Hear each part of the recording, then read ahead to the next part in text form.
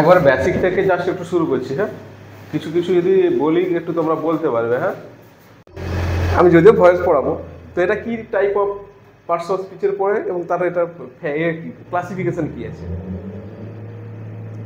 কারো যদি নাম বোঝায় সেটা কি হয়? কোনো কিছু নাম বোঝালে পার্টস অফ স্পিচের কোন পার্টটা হয়? কটা পার্টস অফ স্পিচ বলো? সি। তারপর কি হবে? ইজ নোন আছে, এটা তাহলে কোন ভার্ব টেন্সে আছে বলো? না, কোন টেন্স?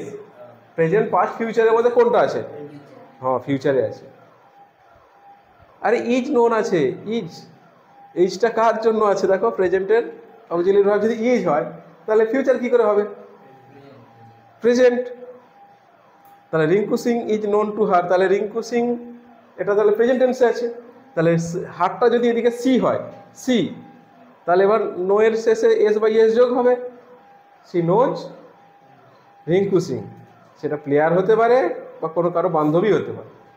রিঙ্কু তো মেয়ের নাম।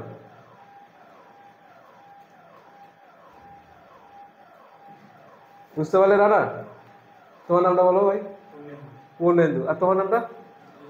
দুর্যোধন। দুর্যোধনের তো আগের বারে তোমরাই বলো, আমি কিছু বলবো না। They know me very well.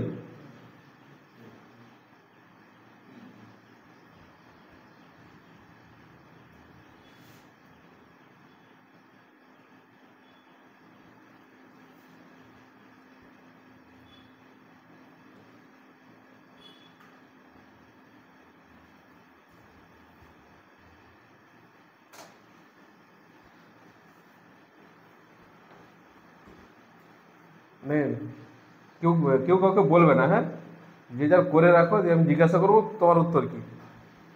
ঠিক আছে, করে রাখো।